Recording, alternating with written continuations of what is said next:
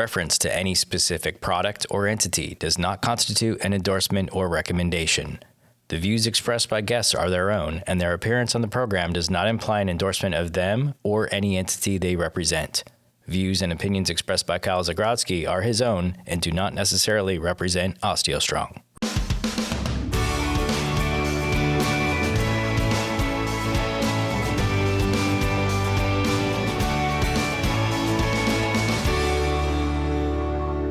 Welcome to another Unbreakable Me podcast.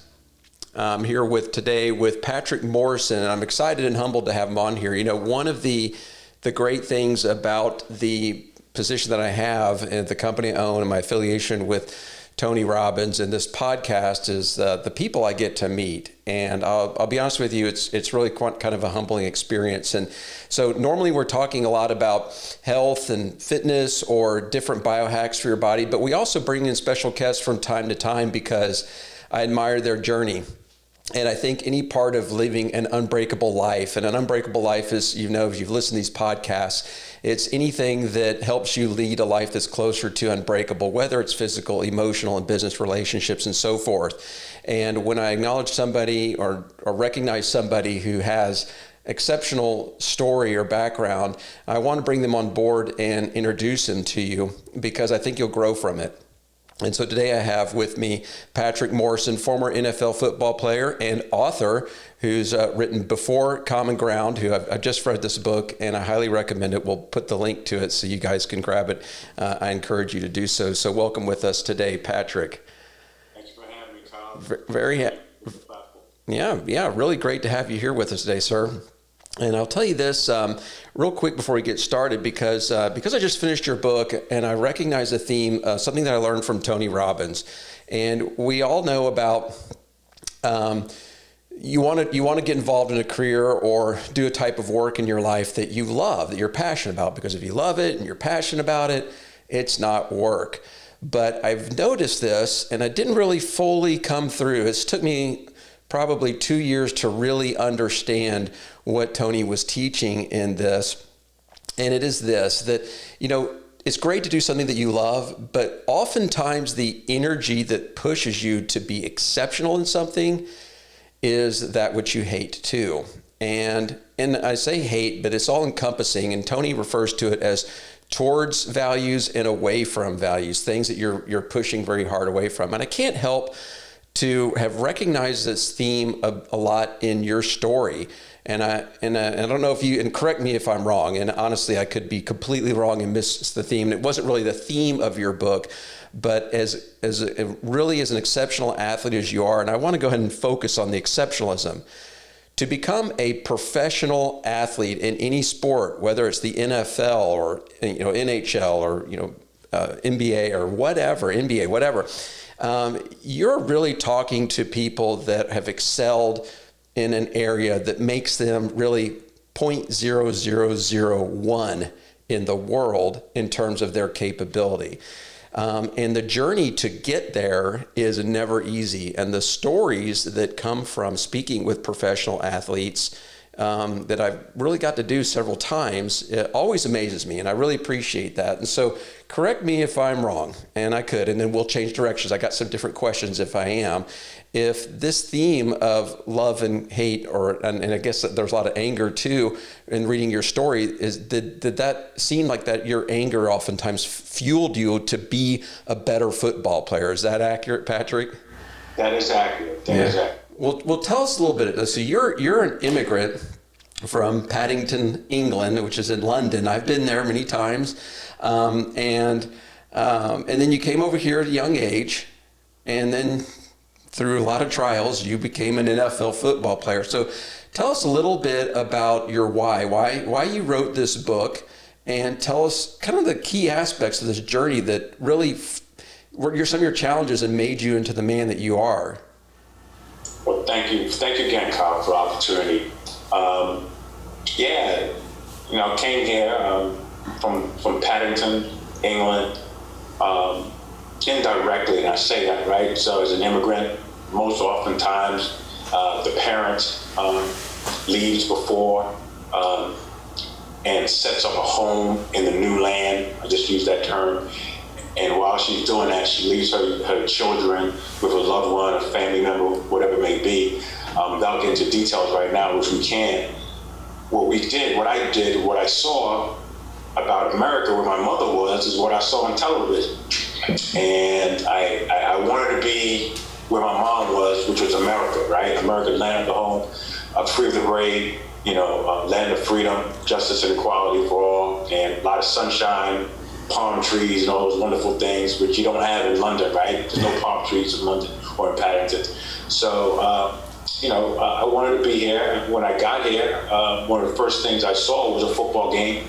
Not English football, obviously, soccer. It was American football. And one of the first games I saw was Dallas Cowboys versus the Pittsburgh Steelers. And I wanted to learn this part of American culture. I knew about the Cowboys and Indians from watching television in England. I would watch the old Army movies with John Wayne and Burt Lancaster, those type of guys. I used to watch all those movies in England. But when I came here, I was introduced to something new, a new sport. This is before it became football Europe and the World League and all these different leagues. They didn't have any of that in the late 70s. So when I first saw that game, I said I wanted to play it. I wanted to learn that part of American culture that I didn't know about. I wanted to assimilate into a culture and be part of it and just be that American. I looked at football as that American sport. And that's really kind of, I think, the spark of love that we were talking about. I think one of the challenges that I want to bring up in your book, and I bring it up and it sounds like it was painful, but you wrote about it, so I'm going to ask a little bit about it because it is the pain that drives us, because we don't want that pain. And so we sprint from it in whatever that looks like, whether it's a pursuit of a professional career in sports or some other area that somebody's going after. Sometimes they're running very hard away from something. And I thought was very moving was your story of when your mother came here by herself to the United States to establish herself. And she was in the United States for 2 years and left you in London. And I believe you were around 6 or 7 years old at the time, with your aunt and your uncle. And the way you told that story, I'm not a fan of your aunt. I hope that you were able to reconcile with her, but she did not treat you well and was not a very fun person to be around. Is that probably an okay way to sum that up? Quote and unquote, okay way to sum it up. Yes, sir. Okay, and I'm going over it. There's a lot more to that story. And I sensed the relief when you're on the plane and you finally got to America and describing your shuttle ride over here. And I would imagine that still has some painful memories that kind of go with us. And I think about things in my childhood too, and you don't really realize how much they continue to affect you even into your adult years. So tell us a little bit. As you started out there and you started learning how to play football, were you a natural? Was it easy for you in the beginning? Did you fit right in and you're just like this natural, amazing athlete? How'd that work out for you? I don't know if I was amazing. It's probably like a chicken in the field, just run all over the place, just go chase whatever's moving. And I think that's what I initially did was they say, Pat, you cover him, just don't make him catch the ball. And I just did my best not make him catch the ball, or he drops back to throw the ball, get to him before he throws the ball. So I didn't really understand the concept of football. But maybe I had some natural ability, I guess, which is probably just speed, because I wasn't big. I was skinny. I was tall and skinny for my age. So I may have some natural speed. I wasn't strong. I never lifted weights in my life. So I learned on the run, on the fly, how to play the game. And I was taught, right? So New Rochelle, where I was raised, is a football city. We're a small city, but we're a football athletic city. Some of the best athletes that's come out of New Rochelle, some of the best coaches. I think Tiger Woods' first coach came from New Rochelle. So, we have a little pot of great athletes that's out of New Rochelle. Because the weather's so nice up there and people like to be outside, right?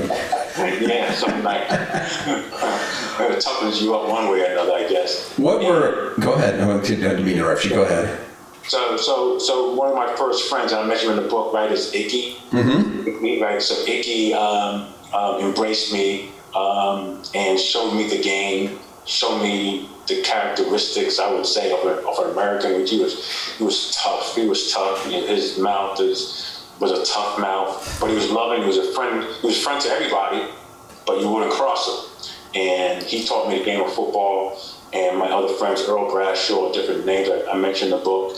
So I started to learn the game, and I got good at it. So I once you get educated, and I used my ability, I was able to put it together and make some progress. I think one of the things that I really do like about sports and team sports specifically is the camaraderie and the lines that get crossed. And you mentioned this in your book, and I appreciated that a lot. It is, I see this with football a lot. But many team sports is there's a cross between cultures and races that doesn't seem to be surpassed in any other really walk that I've noticed, and you've made friends from every walk of life, I guess is best way to put it, and that was a beautiful thing that I think always one of the things that I keep back in my mind in terms of possibilities of where we go as a society and working together, just appreciating everybody. And so that was pretty cool. Tell me, what are some of the challenges that you faced that you had to overcome in this journey? Because getting to the NFL is a lot of people have these dreams, and very few get to have those dreams. So tell us a little bit about some of the hurdles or challenges that you had to face or overcome that others perhaps don't. Yeah. So once again, being an immigrant and loving the sport, and I want to pursue it to whatever levels I was able to pursue it, think about pursuing it. One thing, once again, a tall, skinny, funny-sounding black boy is now a newer shell, right? He doesn't sound like an American. He definitely didn't have a West Indian or Jamaican or African voice. He had a British voice, and that's kind of strange to hear a dark-skinned man, young boy with this British voice. So I was bullied a lot, right? So this book, I think, bullying. Yeah, well, normally Americans are suckers for English accents. I'm sorry that was a problem for you. English women or English men? You know what? Same. But I will say this: one of my first crushes in elementary school was with a girl who had an English accent. But sorry you struggled with that. Right. So the guys didn't like it. They stepped up and challenged me. So there was some bullying. Going on. I mentioned in the book, Mom told me, you got to stand up. This is America. It's a tough place, but it's a good place. You can still make it. So one time I came home crying. She said, go back and handle it. No, I think specifically she says pick up a brick if you have to and hit the guy. I'm going to say something for the book, but yeah, pick up a brick. Whatever you got to find, you protect yourself, right? You got to do what you got to do, protect yourself. And there comes a point, right? We don't want to teach our children, per se, to go out and fight with those that fight with you. But there comes a point when, you, like anything else, you get pushed to the corner. You have to defend yourself. You have to be a man. And that's where manhood begins. You have to stand up in principle and stand up for who you are, and don't let anyone trample who you are. So there came a point, probably 8 by now, when I had to stand up and face the critics, per se. And when that happened, that's respected. You see, because now the guys or my friends who's on the sidelines, they now stepped up and said, okay, he's not, he's trying his best. When there's like 5 guys around him, he's trying his best. So Earl was stepping, Bradshaw, or Icky was stepping, but that's enough, guys. That's enough, right? Mm-hmm. And, so now I had, some allies, and later on those allies became my teammates, and we were able to move forward. And what does that do, right? That builds trust that they could depend on me and I could depend on them. Yeah, that's so understated, I think, in the way that, society, Western civilization is going and one of the things, because you and I are pretty close in age. I think you're about 4 or 5 years older than I am.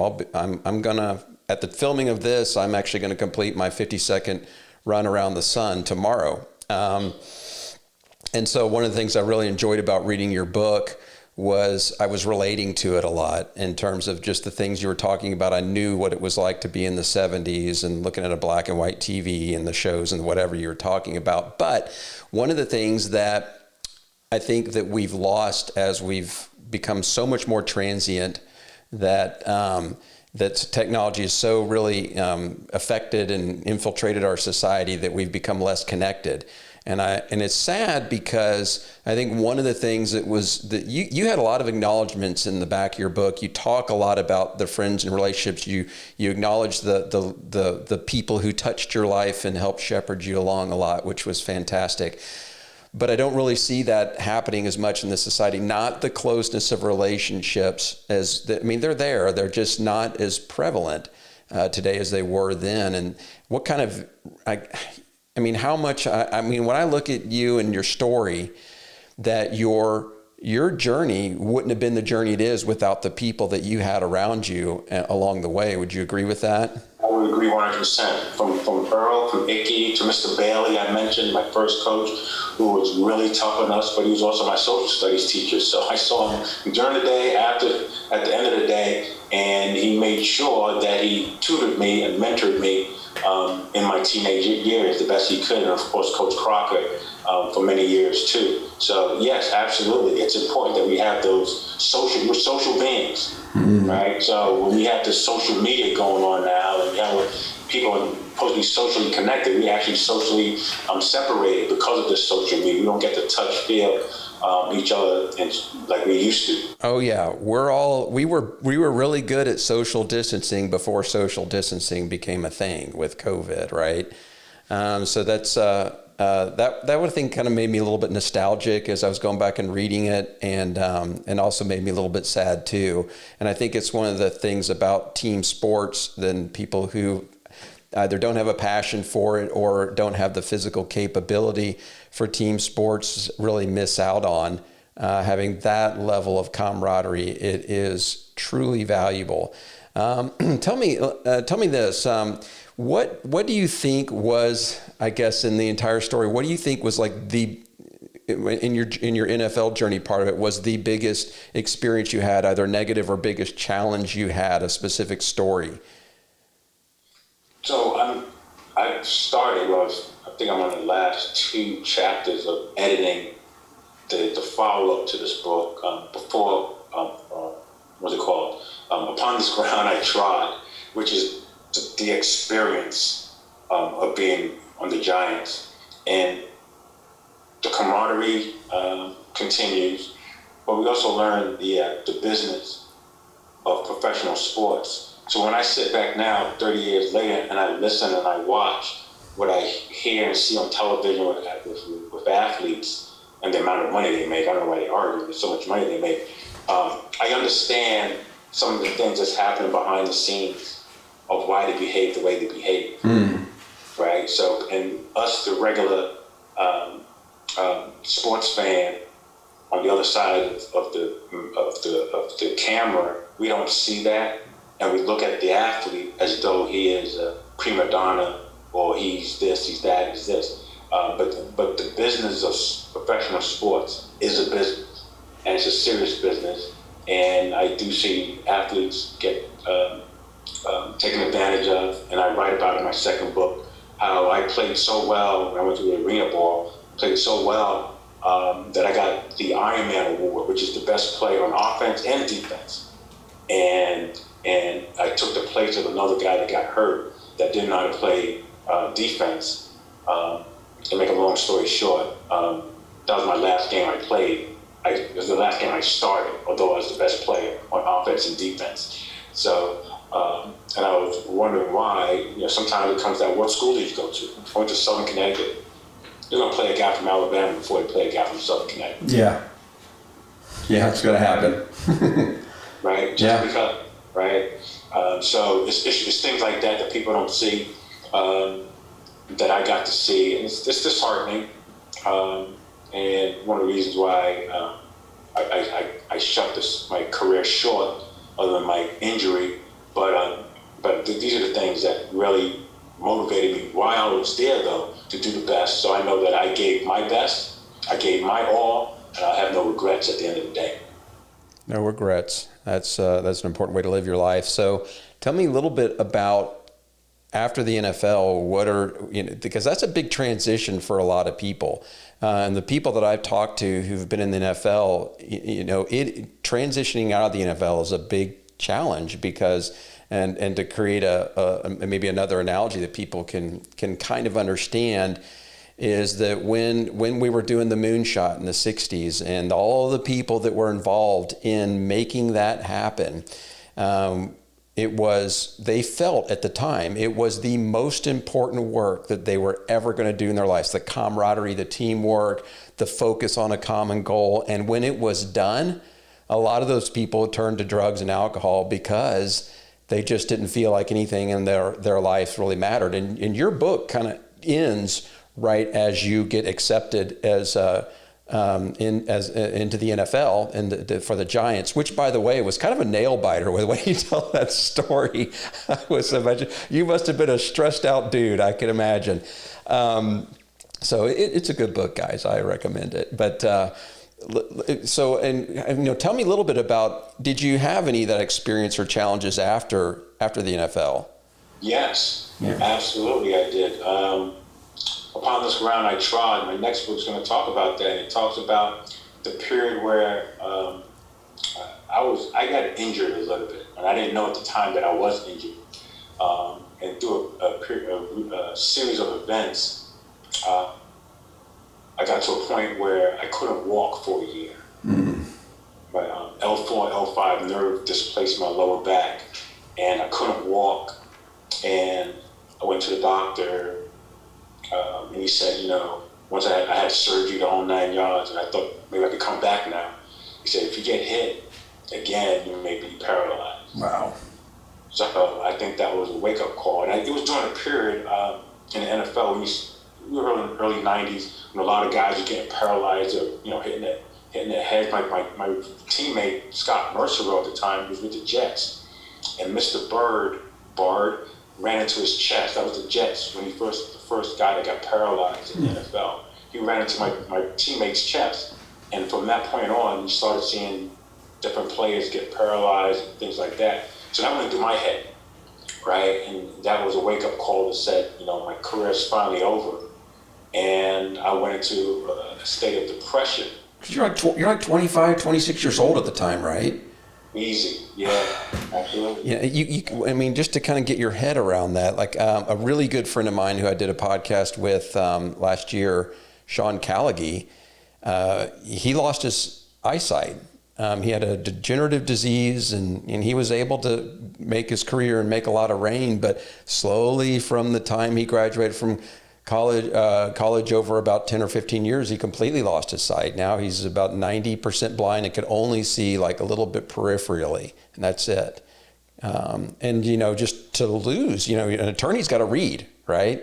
They got to read all kinds of, they consume all these things, and a professional athlete at, 25, 26 years old, okay, just saying, hey man, you can't play anymore. And on top of that, you couldn't walk for like a year. And you're going through these surgeries. So what did you end up doing, and how did you overcome that? So one thing, and I try to emphasize this when I go around and talk, so I'm open to go out and talk to young athletes, and talk to schools, is that talk to college students and college athletes, get your degree. No matter what goes on the field, you just go to summer school, whatever you need to do, get your degree. Because the next day is not promised. And luckily for me, I had my degree. It was in corporate communications, business, and I had an intern at ESPN while I was in college. So I had something to fall back on, something I could take with me and say, okay, here, I can move on this. So I went back home. I did some, as I rehabbed, I was a teacher's assistant I was a substitute.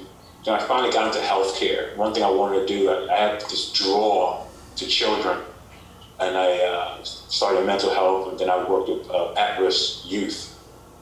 And I built my career in the healthcare industry for 25 years, working with at-risk youth into diversity and inclusion in a hospital setting. Brilliant. So tell me, what does the future look like for you? What's kind of next? I know you're working on this book now. Like, what do you want to do with that? How do you want to continue to grow? Because I could tell there's still energy and excitement in you, and you certainly have a heart to serve. What's next for you?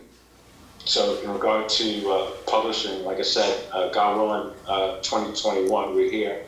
In another couple of months, I'll have the second installment of my journey upon this ground I trod, which once again talks about my journey as a football player, after football, the relationships, the agony, the defeat, the successes, and what I'm doing now. And I think I might do a third book, which summarizes everything as an immigrant in America.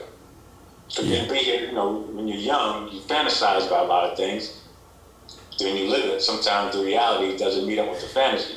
Now, and I think one of the things, and you don't really realize it at the time, Tony Robbins has this saying, life is happening for you and not to you. And sometimes you know how this is, you don't realize something's a blessing at the time, or you don't realize a challenge or something that you're hating at the moment is actually something that's going to serve you later on.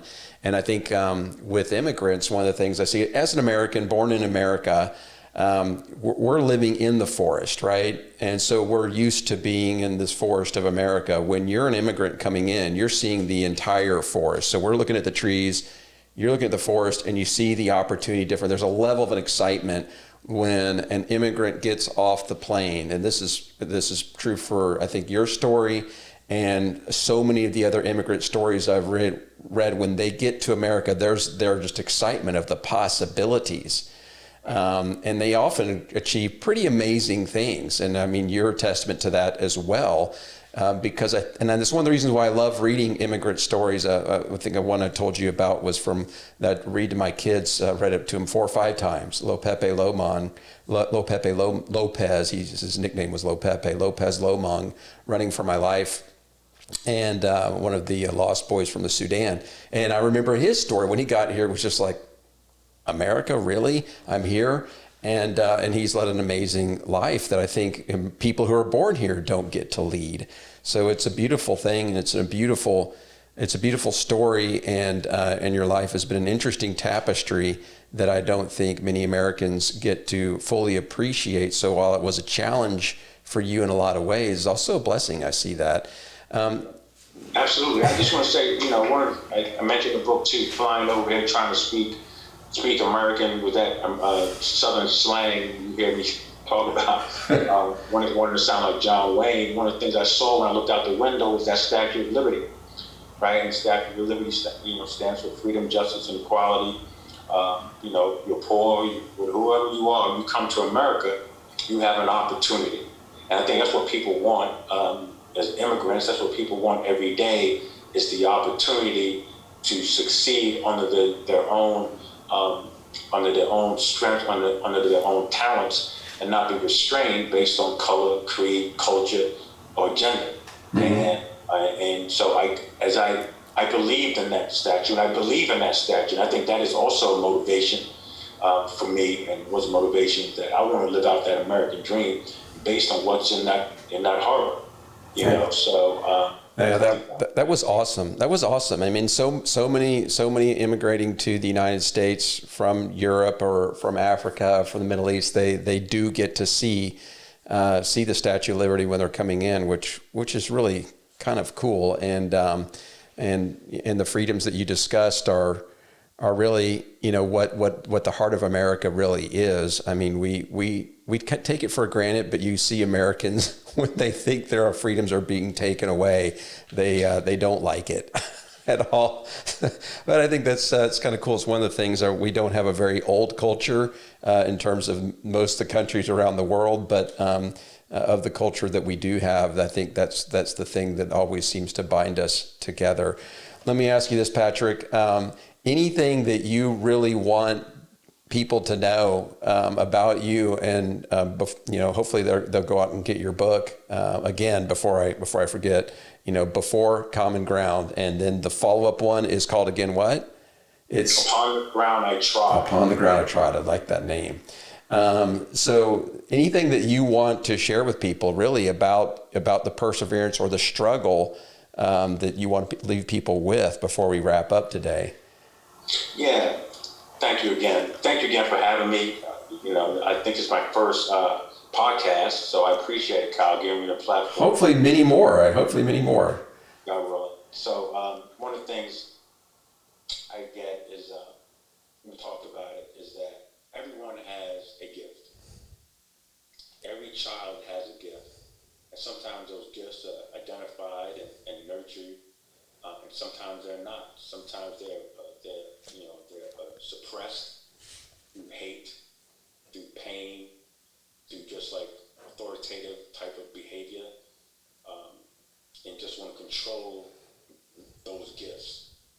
I can only thank God for watching over me and looking over me and giving me the opportunity and the strength and the opportunity to get through the oppression of aunt for only a moment of time, and to use that pain to move forward and redirect my pain on the football field, on a platform where I could let out all that anger in a legal manner, in a legal way. Yeah, I love that you said that, and I think that anger and hatred and frustration aren't bad. It just depends on how it fuels you, right? You can turn that to do. Tony talks about this. I reference him a lot because he's had such a huge influence on my life. One of the 6 human needs is significance. Every human being has it. And you serve it in one of 2 ways. To become significant. What is significance? We all want to feel important, right? You either, in the metaphor he uses, you either go out and build the biggest building in a city to become significant, or you destroy everybody else's. And I think that everybody has frustration, anger, fear as a component of being human. You can't go through life without experiencing those, but it's how you channel it. Are you going to channel it to build the biggest building, as you did with the NFL, and now you're doing some other cool things and you're still trying to give, which is awesome? Or do you tear everybody else's building down, which is what bullying or racism is all about? It's all about feeding significance and dealing with your away from emotions in a destructive way. And so, man, I'm glad, hearing this is your first podcast. I'm honored and humbled to be the guy that hopefully welcomed you to a bigger world, that you get to do more of this. And if you ever decide to host your own podcast, hopefully, we can have another chat and I could be your guest perhaps. Absolutely. Absolutely. Thank you. I really appreciate it, Kyle. Before Common Ground, Living the American Dream, the journey of an immigrant football player is my first book. It won't be my last. And whoever hears this podcast, feel free to pick it up. I think it's a great read. It's a quick read, and I think it's good for young people.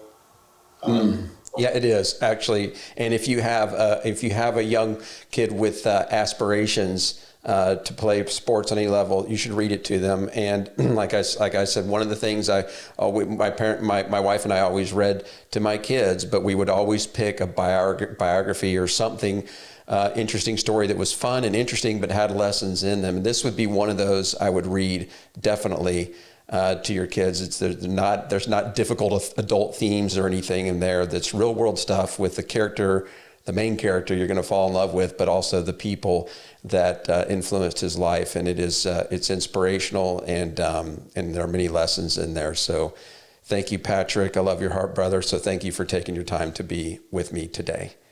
Thank you, Kyle. Thank you for the platform. Thank you for your guests. Yeah, you bet.